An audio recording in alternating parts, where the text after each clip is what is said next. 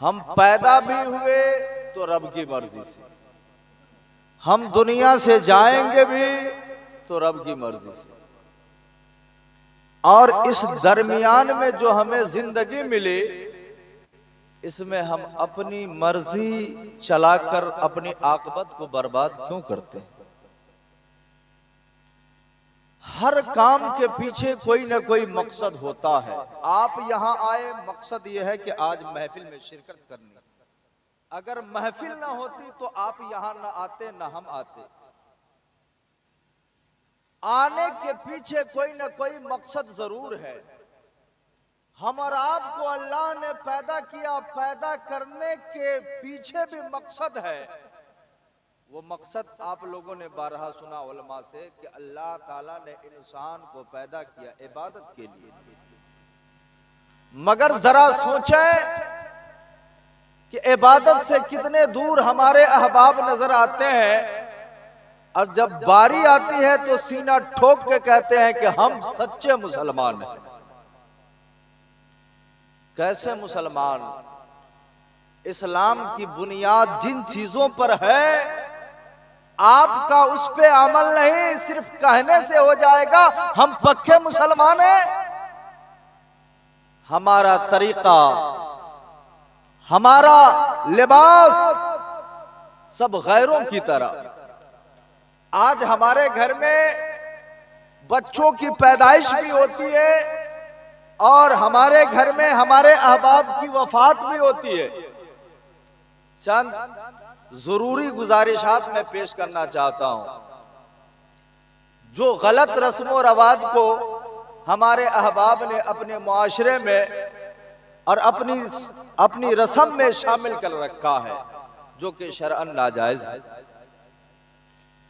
हमारे मुआशरे में जब किसी का इंतकाल हो जाए तो लोग तेज आवाज में रोते हैं, सर पटकते हैं।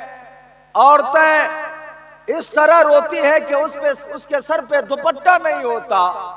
खासकर रिश्तेदार की औरत जब आ रही होती है मस्जिद के घर, मोहल्ले में पहुंचती है तो रोना शुरू कर देती है। क्या मैं गलत कह रहा हूं?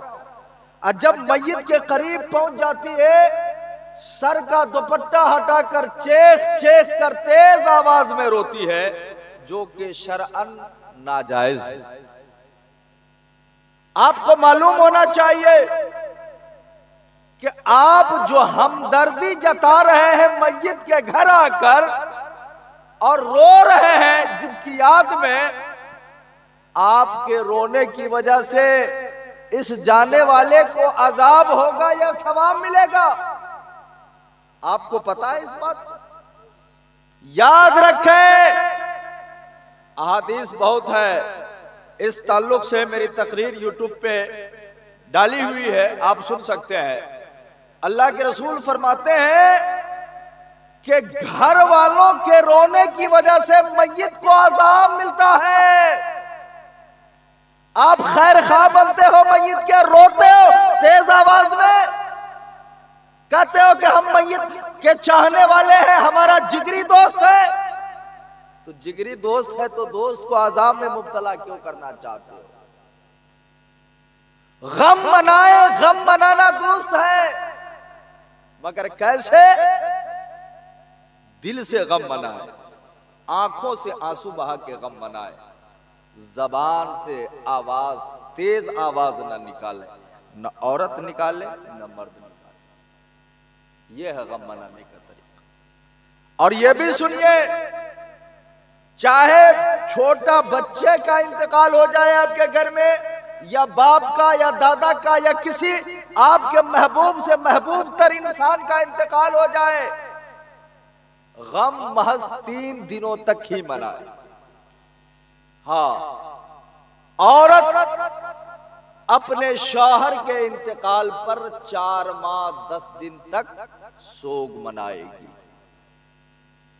और एक और गलत रस्म सुनिए, हमारे यहां किसी का इंतकाल हो जाता है तो मोहल्ले के लोग, खानदान के लोग बारी लगाकर उसके यहां खाना भेजते हैं। 4 दिन, 5 दिन, हफ्ता दिन, नंबर लगा लगा के बारी लगाते हैं। आज इसके तरफ से, कल उसके तरफ से, परसों उसके तरफ से, इस तरह नंबर लगा के खाना भेजते हैं।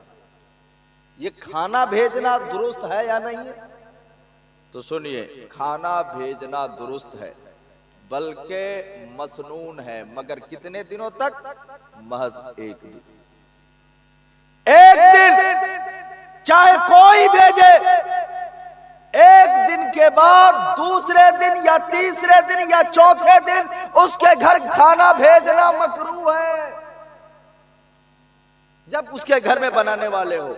हाँ, अगर बनाने वाले नहीं है तो ये उज़्र है, लेकिन अगर है तो 1 दिन के बाद दूसरे तीसरे दिन भेजना यह मकरूह है। ताज़ियत भी पेश करते हैं, ताज़ियत पेश करना भी मसनून है, मगर कितने दिनों तक ताज़ियत पेश कर सकते हैं? इंतकाल के दिन से तीसरे दिन तक। 3 दिन के बाद ताज़ियत पेश करना यह मकरूह है। हाँ, अगर कोई घर पे नहीं था, बाद में उसे जानकारी मिली या बाद में घर पे आया तो खबर मिली, तो उसके लिए रवा है कि बाद में भी ताज़ियत पेश करे। यह ईसाले सवाब, जब हमारे घर से किसी का इंतकाल हो जाता है तो उसके लिए ईसाले सवाब करते हैं।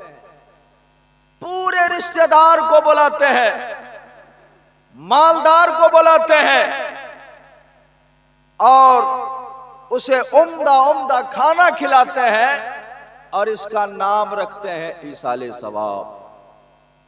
याद रखें और मसला सुन लीजिए,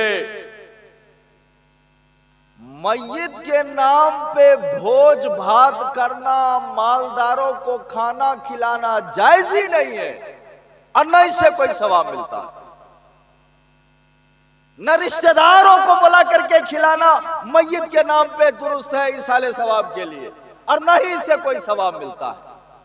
मालदारों के लिए खाना खाना भी जायज नहीं और घर वाले को उन्हें खिलाना भी जायज नहीं, और न इसका कोई सवाब है। हाँ, कोई सवाब नहीं। गरीबों को खिलाए, यतीमों को खिलाए, फकीरों को खिलाए तो दुरुस्त है और इसका सवाब उसे मिलता है। ईसाले सवाब के लिए मिलाद शरीफ करते हैं, जिस तरह आज किए हैं। यह मिलाद शरीफ ईसाले सवाब के लिए करना दुरुस्त है, जायज है और इसका सवाब उसे पहुंचता। अब मिलाद शरीफ में जो लोग आ जाए मिलाद सुनने के लिए, जिक्र व अज़कार सुनने के लिए, चाहे वो मालदार हो या गरीब हो या फकीर हो या यतीम हो या मिस्कीन हो, तो उनके लिए उनके घर खाना खाना जायज है। ये मिलाद की बरकत से, मिलाद के तवस्सुल से। वरना हुक्म यह है कि मालदारों के लिए मय्यत के नाम पे खाना खाना ही जायज नहीं। इसलिए जब ईसाले सवाब की महफिल करें तो दावत भी दें ये कहकर के मिलाद शरीफ है हमारे घर, मिलाद शरीफ की दावत, खाना खाने की। चूंकि खाना भोज भात ये करना दुरुस्त नहीं है, तो याद रखें ईसाले सवाब के और बहुत सारे तरीके हैं, जिसमें से एक तरीका महफिल मिलाद है, ये दुरुस्त है।